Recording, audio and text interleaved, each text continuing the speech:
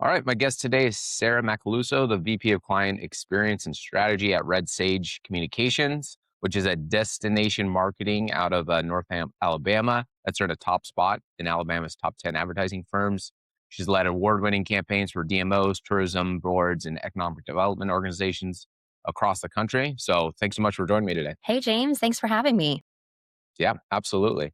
I always love to know just kind of background stories of like, how did you get into advertising marketing? What led you into it?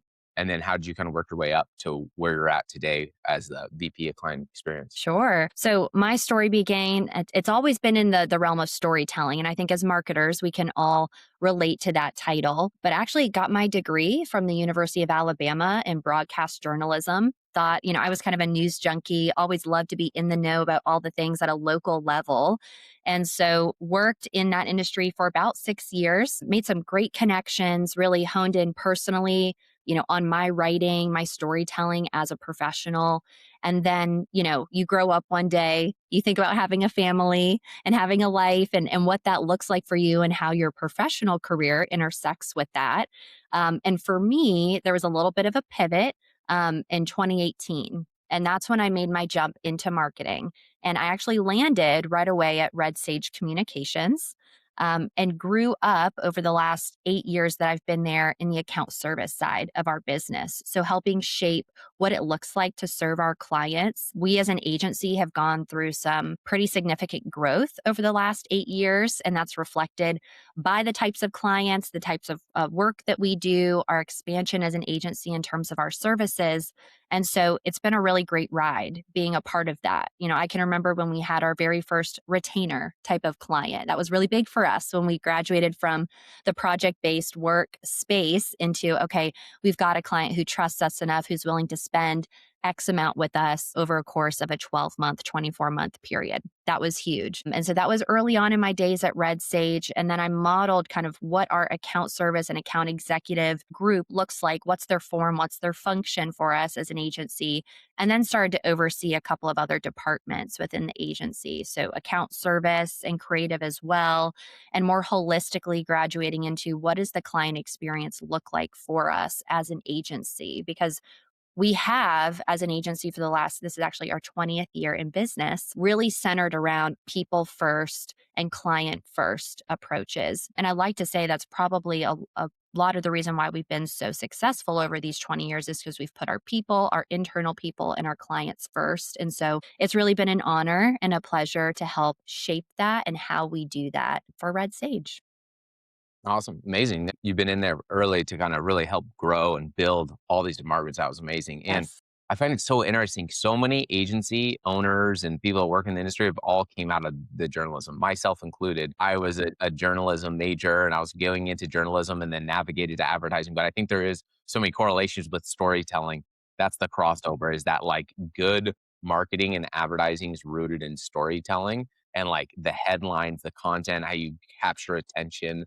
Like, I think you learn those principles really well out of I journalism. think the storytelling is so spot on, yes, and the ability just to connect with people. Isn't that what we're trying to do Right. as marketers Yeah. or, communicators in general, whether it be, on social or through a paid platform or just from strict copy? We're all trying to solicit some sort of connection and that will influence some sort of decision. So I think, one of the professional things that I learned very early on was try to make an immediate connection with someone, have some sort of sense of relatability with someone, and then that gap or that runway of connection really shortens. And I think that has stayed true for me as a professional today, but it also really helps as an agency leader. And that's really what we also take into our client experience approach with our clients is we really try to connect with them not only within the work that we're doing, but outside the work. It's not unusual for us to travel to conferences with our clients to learn alongside them. That is super powerful. Also, in this business, right, we can get so caught up about the billable hours, the hourly rates, and, well, where is that overhead going to be covered from? Well, the client experience in our experience has shown to have a really strong correlation to client growth and client retainment. So we take the time and prioritize the time to get to know our clients outside of the work. I think that's kind of a 101. We know that, but it's agencies who focus on that, and that's a core pillar of who we are as an agency, and we think it has a lot to do with our success year over year. Yeah, absolutely. I think that's what's gonna tighten relationships for longer so that there's not a revolving door. Because I think people fundamentally, there's obviously the service side of like the output Mhm, that an agency can provide, mhm. but at the end of the day, a client agency partnership is really a very tight, close relationship. It's like almost to like having an employee because you're working so closely alongside them, right? Is Yes. that deeper partnership? So you have to really like who you're working with. I think big part of the interview process with agencies and brands is like, do I like working with these people, this group of people, and can I see myself kind of going through challenges and hardships, and how do we get through all of those things? But I imagine like has that formed and shaped your like client experience? Is like how do we build tighter bonds and relationships with Absolutely. our clients? Absolutely, right? And it's on the personal side. It's on that we at the agency call it client love time, where we're really Mm, just loving on our clients, right? We may send them, I can think of one off the top of my head. Our point of contact recently got married. We love to send her a little gift basket, right? Thinking about her, in her special time. Lunches, you can't underestimate the basics. It's just if you do the basics really well. And I like to think that we do those things on the relationshiping side of the house when it comes to our client relationships. But, all of that would be for naught, right? If you do not deeply understand your client's goals. What's going to make our point of contact successful in the eyes of their boss? How can we come alongside them and be a strategic thought partner to them? I say often to our account service team and our agency as a whole is if all we're doing is spitting out marketing metrics and KPIs and being laced with marketing jargon and everything we say, we're really not, doing our jobs.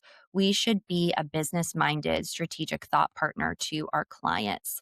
If they want to see revenue increase, if they want to see ticket sales increase, if they want to see engagement on a particular landing page that they know is going to be attributable to another tactic over here, right? We need to deeply, deeply understand those goals to as much as possible to their level as we can, and then really ingrain ourselves in the operations of their business because that's really the only way we're able to deliver on what they're looking for. And then for the agencies, right, that really solidifies your place in the hearts, in the minds of our clients, and that's what we're trying to go after. That they never doubt our value as an agency because we so deeply understand them. yeah, absolutely. I think the understanding like really what moves the needle internally for a business Critical. is fundamental because I think so many agencies, and we've gotten caught before of just reporting vanity media Yes. advertising metrics. Yes. And especially for marketing manager or whoever's working on the brand side, is that they have to report to usually an executive level, a VP level, and they need deeper, more relevant insights into how is this moving the overall business objectives. And I think that's always a challenge, especially for younger employees of trying to translate how do we communicate what we're doing to the business outcomes. Yeah. But have you found any ways of like, how do you identify Mm. and try to translate what the client and the business really needs to like a team that's trying to communicate Yeah. advertising outcomes, whether that's social media, organic, or Yeah. any of those. Like, That's do you have any strategies around that? That's a challenge, right? Especially Yeah. when you've got a mix of experience in your teams, whether on your strategy team or your account service team. We definitely went through an era where we were hiring probably a little bit more green, if you will, account service or account executive team members. And, we kind of got to the point where we naturally outgrew that because our clients were demanding that more executive senior level thought partner that they wanted. So we take a very intentional, these conversations that we're talking about with the clients of identifying the goals really happens in that upfront discovery session before we start any work together, right? Or maybe it's at it for an existing client, it's at an annual, milestone touch base. But we ask very specific questions of them, and we have our account service people in there at the very beginning. So that's something that we learned early on, is not to gatekeep those discussions with, say, just the salesperson or the executive, but bring in your strategy or your account service folks. Have them be in there so they are hearing that firsthand. I always like to prep with our people ahead of those meetings and say, hey, here's what I think they're going to say. Here are the questions we need to be asking. Have the meeting, debrief afterward. And something I've learned is, letting me take a pause and not sharing what I heard, but asking our people first. What did you hear in that meeting? What was important to our point of contact? And then filling in the gaps, right? And that's just they just need exposure to those types of discussions, right? And the repeated exposure really starts to develop more of an ethos as an agency of what are we going to ask about? What are we going to talk about? What's important to us? And how do we communicate that to our clients? So I think for agency leaders out there, it's just, widening the net, so to speak, fold your people in, give them exposure and access to things. And sometimes we as agency leaders can also think, something is so innate or obvious to us. And sometimes I think we need to vocalize that, and not be so presumptuous about, some of the things that are going on in our mind, because the people that you lead, right, could really be in need of that and can help them develop further. Yeah, absolutely. I love the part of, like, letting them come up with the questions, the answers, Yeah. right? Yeah. I think oftentimes as leaders or more experienced, in the industries, you can come up with the being all the solutions. Absolutely. And if you answer all the solutions and all the problems, then a staff doesn't go through the developmental process of figuring those things out. Yes. And whether or not they get the right answer on the first swing doesn't really matter. It's just thinking through the process, I think, is so important. Is what did you hear from the client? What do you think their answers are? Asking those questions, I think, Hmm. kind of gets their mind flowing to figure it out a solution. So Absolutely. I think that makes a lot of sense. And I think very helpful for a lot of agency people to do. Hmm. You're in the like travel space, which I think is like a very cool, interesting space. I'm sure like no shortage of people who like want to work in that So space, which fun. is great, Yeah. right? Yeah. I think there's also a lot of challenges. I've experienced it myself. I've worked in the travel. We've worked with like Las Vegas resorts and hotels and other like tourism destinations in the past. And they always deal with like the OTA challenge, right? Is it's not a straightforward purchasing process like an e-com brand or someone that's just like a B2B brand is trying to get like leads or direct sales is they have those challenges. But like what are kind of strategies and solutions around like how do OTAs market better, track like what's important as like the right approach and strategy for those types of brands in the Yeah. industry? So we are in, as you said, James, destination attraction space. And it's very broad, even, to be in a niche specifically, it's even a little bit more broad. So when we say destination, it could mean anything as far as a municipality, or we even qualify some of our other clients that are maybe a destination of influence. So we do work with universities, for example, or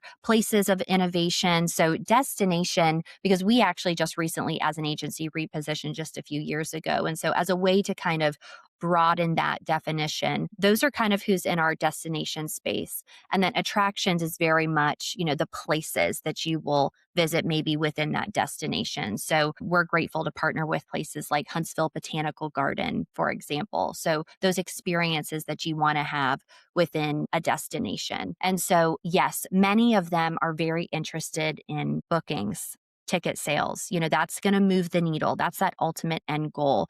And then we also have some of, our destinations and attractions who are more comfortable with the brand building aspect of things. And they know the brand building is part of the formula and the foundation to those conversions. So our process starts very simply having discussions with that marketing director or whoever our point of contact is to define what is success going to look like for you. Or do we have a partner who is more concerned with impressions or delivery, and is that going to move the needle for them, or is it the ticket sales or bookings, for example? We start with a series of some discovery meetings to really establish what that looks like for that client, and then, as you very well know, most often there's going to be a heavy paid media mix in that. So we'll bring our strategists and our experts to the table to craft a plan. And for us, oftentimes it's not one plan. It's maybe a couple of variations of a plan based on, a scaled spending strategy or, anticipated results that we may get. We always like to provide that as here's a 1 year, here's a 2 year outlook. I think as agencies sometimes too, we take what we hear. Well, how about you take what you hear and also give them something perhaps they didn't think of or they didn't imagine? So we will try to build on our relationships and kind of solidify our place with that client or prospect by building a couple of different outlooks of a plan. But, specifically getting to the bookings and the driving the revenue ultimately for these destinations or attractions, our web team is fabulous about crafting, a landing page that is really going to be right fit for nurturing and fostering those leads coming through, whatever that looks like. And whether we are their web developer already or they've got another partner at play, we work really great cross party lines with other agencies to help make that work. But landing pages are such a tricky thing, right? And they're not all created equal. So, how are you going to really make a decision or a conversion happen at the earliest point to be able to, get that booking, get that ticket sale? It's important work and we've got experts at the agency to do that and kind of a process in which we do that. I will say just as an example, Huntsville Botanical Garden, they have a holiday experience November through actually the beginning of January called Galaxy of Lights. And that is one of the top revenue drivers for them as an organization. So a lot of resources and efforts pour into this each year. And we support them with everything from the ideation of the brand through the actual earned, owned, and paid tactics that are going to support that effort. And what they've learned, also, there's been some interesting insights here, is that year over year, they thought they knew what their audience was. But each year we've been able to, through our partnership, bring to them, well, here's really what your audience is. You've actually got some people who are going to be willing to drive in from a little bit further. And we can validate that with some of the paid media, that we're running and show them that, there's possibility and there's continued growth from even what we're seeing today. There's more demand. And all of that traffic drives immediately back to their website with a particular landing page for them. And so we've been fortunate to see year over year revenue growth and year over year ticket sale increases for them, which we're grateful to be a part of. But to answer your question directly, the landing page for us, our experience is really making sure that it's natively found, on that destination or attractions web presence and making sure that it's crawlable, right? Making sure that can be prioritized even in the AI engines today as well. There's so many more considerations in terms of making sure your landing page will work for you. That it's important to have, a good partner at the table to help you do that so you can reach those business goals you may have. Yeah, that's smart. It makes sense because you need that central pathway so that you Totally. can track everything through all the flow of all the traffic there. And I totally agree. Like you mentioned, like the brand building is such a huge aspect, and I think that's becoming more and more like it's being revitalized. I think everybody went too low funnel for a long time. For sure. Everyone's like, just put everything into Meta ads and Google ads and just hunt for the lowest CPA and return on ad spend. And then they didn't build their brand, and it just got stuck on the drug of cheap, low cost Yeah. CPAs, and then they eventually burned out on those. And I think that's from a focus of like not focus on building the brand, not being led in that direction. Yeah. Because I think any given market, they say like it's like 3 to 5% of the audience is in market to buy whatever you're selling. And so if you're not focused on building connections and relationships with those other people that aren't in market to buy, then when they are, they're going to choose somebody else Yeah, that they've built those relationships and connections with. And I think it's the same thing for brands, it is. like in the industry, Yeah. that element is still a factor. Specifically for the destination space, some of the latest data is showing that booking windows are expanding like never before. I think you can attribute, economic headwinds to that. But for us and our partners, we're seeing people take 12 to 18 months to plan a trip and they won't Yeah. book Wow. until Yeah. sometimes way, way late in the funnel.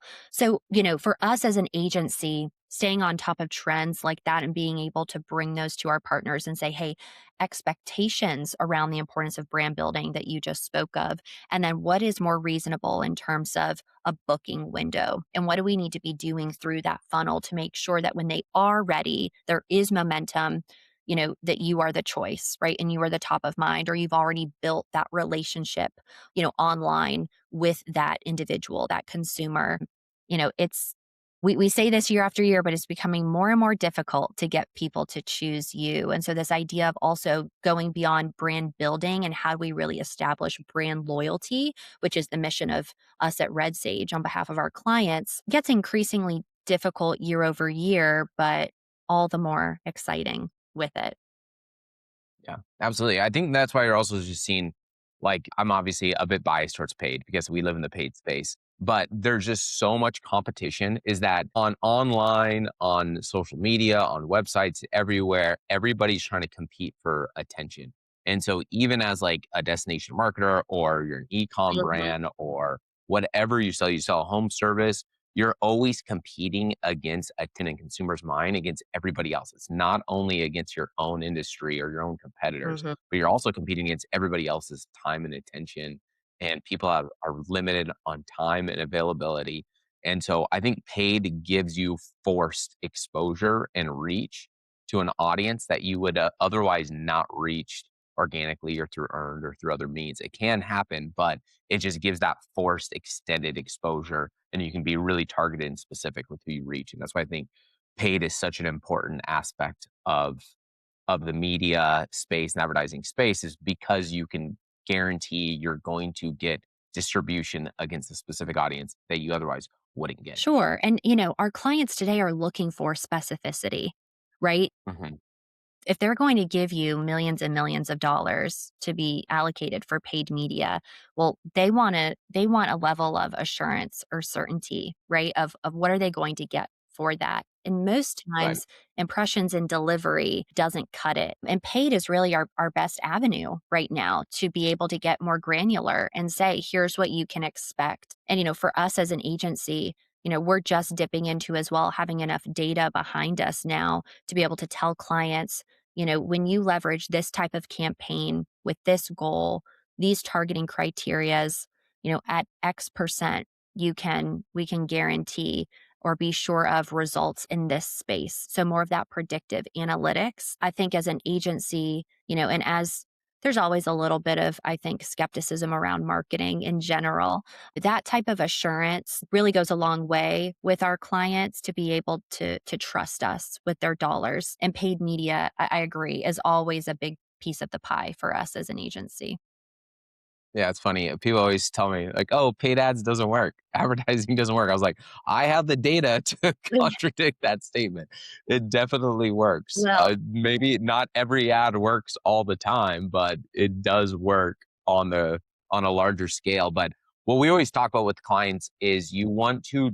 It's a transaction. You want to buy traffic, and then you want to get something back from yeah, that. So, what are you getting back from that? yes, Ideally beyond just impressions or deliveries, that you're ideally transitioning traffic that you purchase to traffic that you own, whether that's a social media follower yeah, or a lead yeah, or an email address, a contact or a sale, yes. right? Is going to be the lowest or the end goal Mhm. oftentimes. But are you at least focused on transitioning? There's some type of transaction. Traffic that you buy to something traffic that you own is Yes, what we always talk about. yes. And I think that helps frames for a lot of clients is that you're not just giving your money to Meta or Google or to TV, but you're getting something back for it. Yes.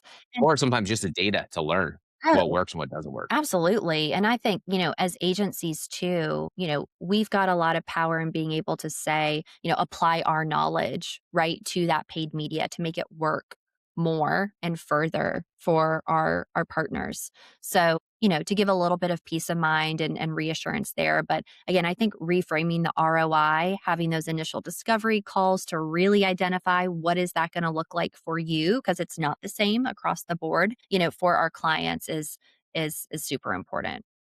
Yeah, absolutely.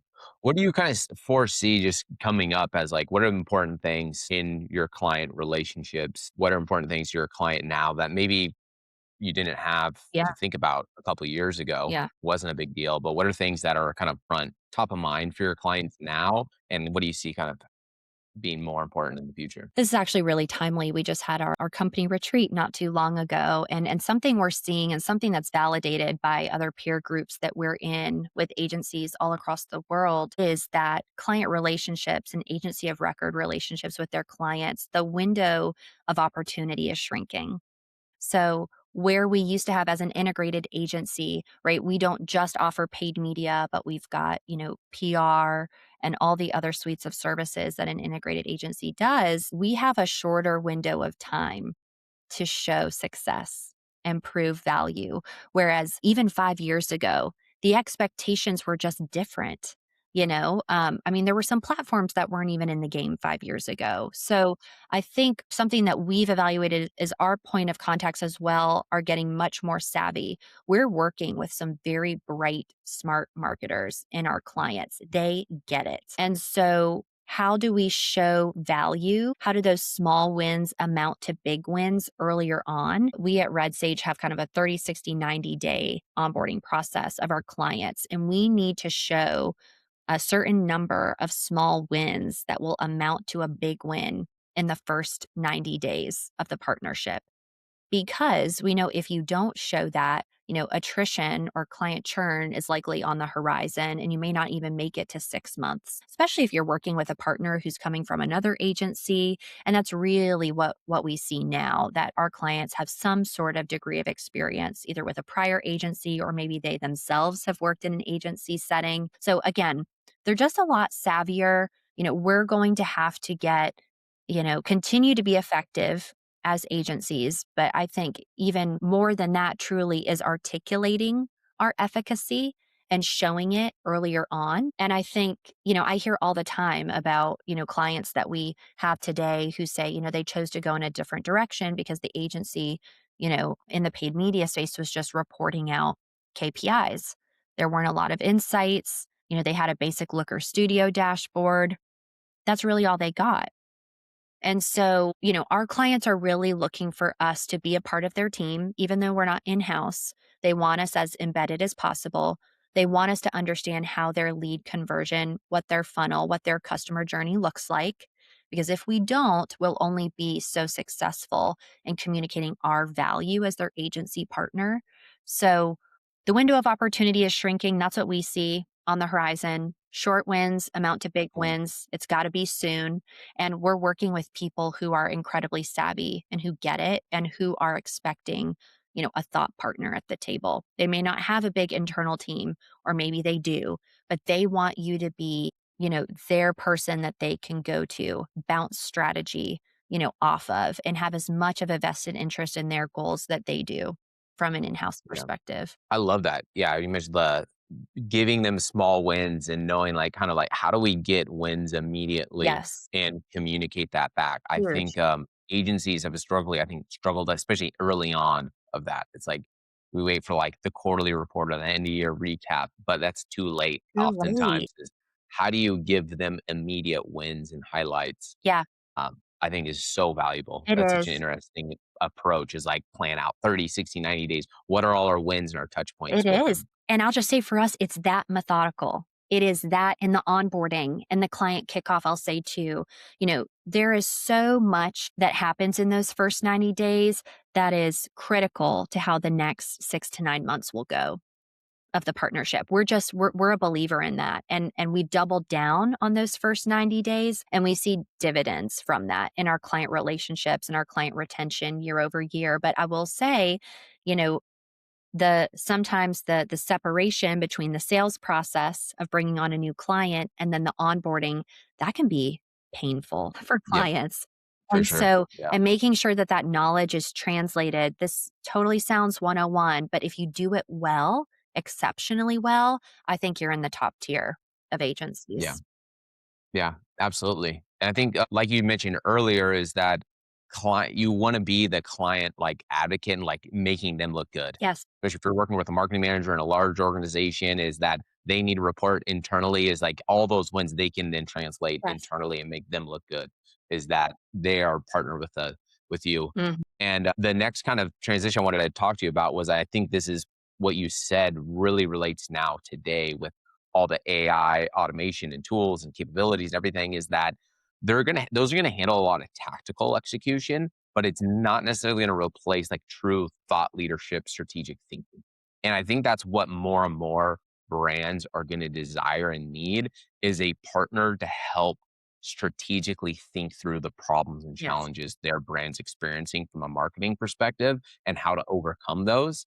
And then automation, the platforms, the software, the technologies just can help automate to do things more. We're gonna be able to get Absolutely. more out of what we're doing before. But Yeah. how do you kind of approach that of like, are you thinking through like, how do we continue to build more strategic relationships and not always just focus? Sometimes the brands I think can dive right into like, oh, we need to do this tactic, we need to do this paid strategy, or we need to do this SEO thing, or we need to do this. But like, how does it fit into a strategic relationship? So I'll be honest, just to touch on the impact of, AI in particular. And I know it's the Wild West out there, right? So Yeah. there's some Yeah. agency It's owner. changing quick. Yes, an agency owner in California may be watching this, an agency owner in Alabama may be watching this, right? And it's completely different. And it's all dependent on your niche and where you are, who you serve, right? All the things. I will be really honest and say that our clients, and we've got them across the Southeast, they are not interested, generally speaking, in how we're leveraging AI.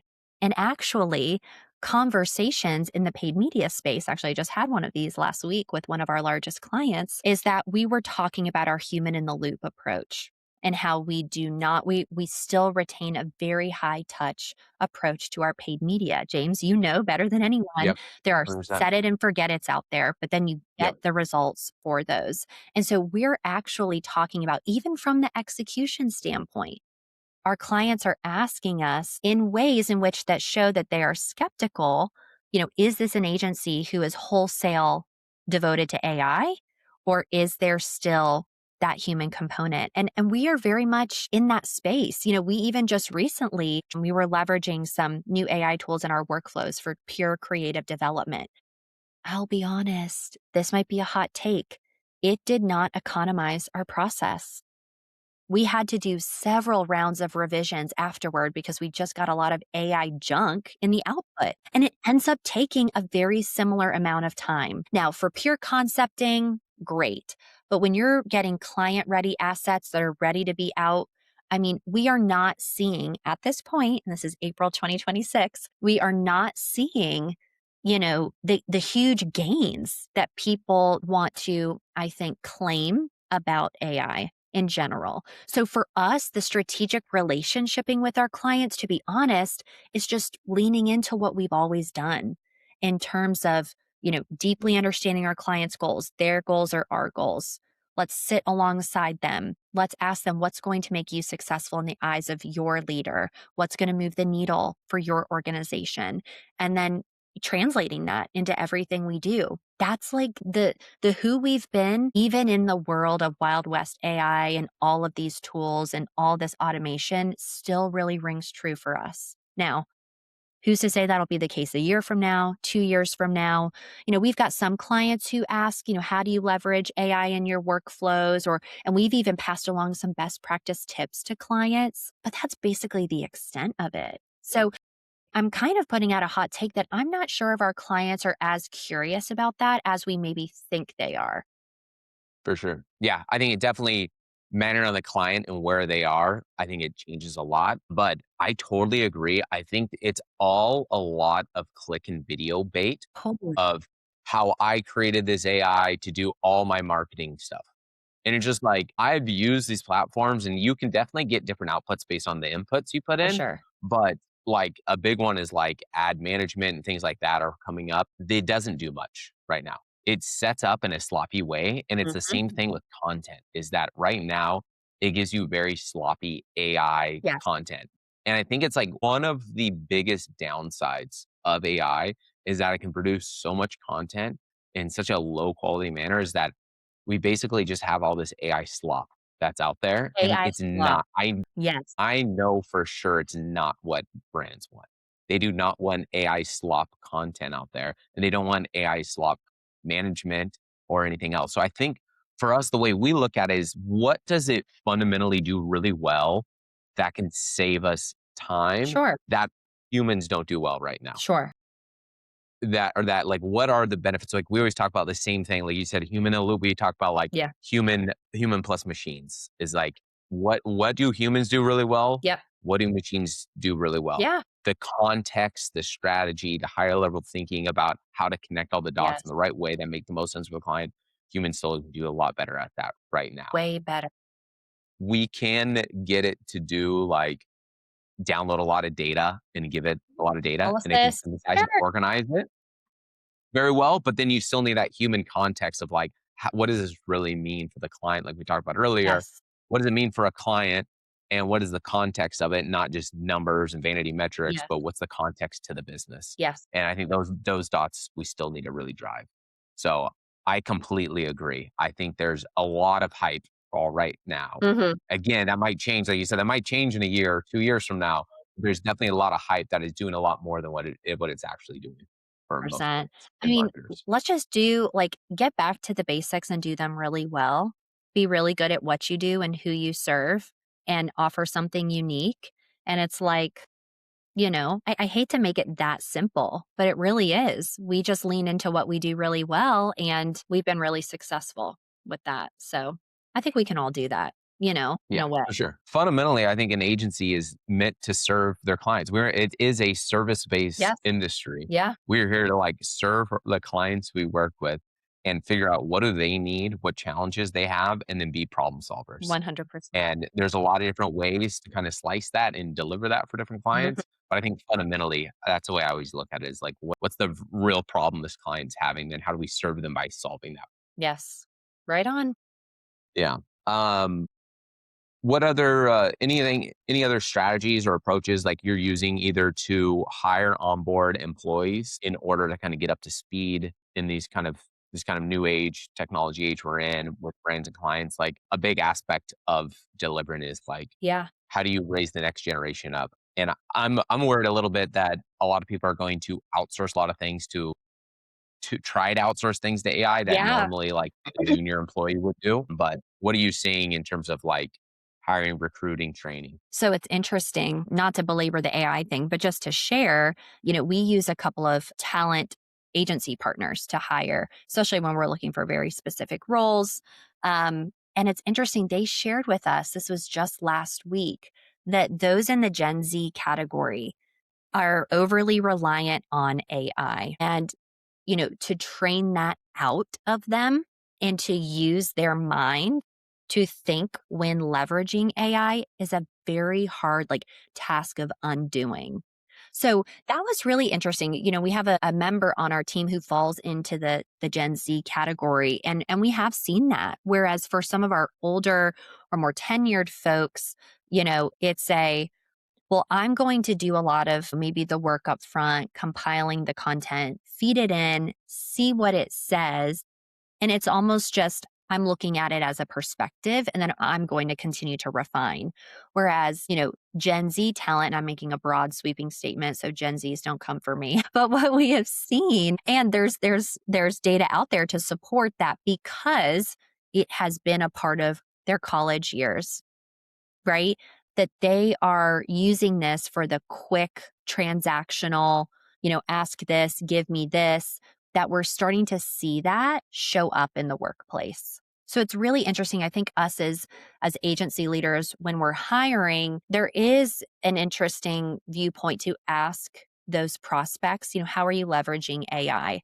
And Mm, what's your comfort level with it? How curious are you of it? Because I think, we've seen too, Gen Zs, they're very comfortable with it, very trusting of it at times. And so just, that's one of the things we've seen specifically with hiring new talent in the age of AI. That, it can be a concern or just a pause or something as an agency that, you just need to have a POV and a position on AI. If you don't have an AI policy or an AI usage policy, at your agency, definitely, you know, review it with legal, but get something so that your people know, how to use it, what's appropriate, even based off of client agreements, what are we able to use? Because some clients, may have some provisions there about not leveraging AI as a part of their work. So I think it's finding its place, obviously, in our world a lot, but in particular, we've been talking about it with some of our recruitment efforts and seeing it in the workplace show up in ways that are not as productive as maybe you'd hope. Yeah, don't let it think for you. I Don't think let it that is think for like you. fundamental is don't try to let it like come up with every answer and solution is that it's there to try to give you answers to everything. And oftentimes, like you said, like the truth element of it, like is it giving you back correct information? Because oftentimes it just wants to answer whatever question you have. And we've caught it before trying to get like benchmark data, for example. Like go get us benchmark data for this category, and it'll come up with very loose strings and Mhm. ties to give you benchmark data Yep. that's just not accurate. It's like we can't share that. But I think a junior who's just coming in and has been reliant and so comfortable with it may Yeah. just take that and run with it Yes. and give that as the answer when you can't reliably use that as a source of Right. content. So I think that's a big concern Mhm. that I could see happening Mhm. is Gotta watch yeah, out. you gotta watch out. Yes, for sure. Um, Last question I have for you is just if you had one piece of advice to give your younger self when you're kind of getting into the business world and industry and everything, what would that advice be? You know, I had an experience when I was at the one of the TV stations that I worked at. And I think I'm actually stealing this from the best in the business, Chris Jenner, the momagers of momagers, like businesswoman extraordinaire. But it rings true for me personally. And I would, recommend it to any entrepreneur or, young person in their career is um, if you receive a no, you probably went to the wrong person. And it may be a no for that moment, but it may not be a no for the next person who sees potential or opportunity in you. It was just based off of that one person, and everything we do can be so subjective. Why let one person's no stop you from trying again or trying it somewhere else with someone else? Um, in our world in particular, you've got to have I think a higher than average level of stamina when it comes to agency world. So I think stamina paired with, you know, don't let that no stop you. It's probably just you weren't talking to the right person. So Yeah, that's what I would give my absolutely. advice. Keep going, you know? Yeah, keep going. Don't Mhm. let the first no stop you. No. Yeah. I think that is an interesting part of entrepreneurship, businesses, and everything is you kind of have unlimited swings. You can keep trying again and again and again. Yeah. There's nothing that's really stopping you other than yourself. Right. And without that, even too, without that no or that failure, there's not going to be any success. So keep going. You know, it's like every successful person is not like they haven't failed before or they haven't received a no before. So we're all doing this life thing for the first time and maybe this entrepreneurship for the first time. So keep going. Yep. Absolutely. That awesome. Thank you so much, Sarah. Thanks, Jay. Appreciate the time you had today. Appreciate you.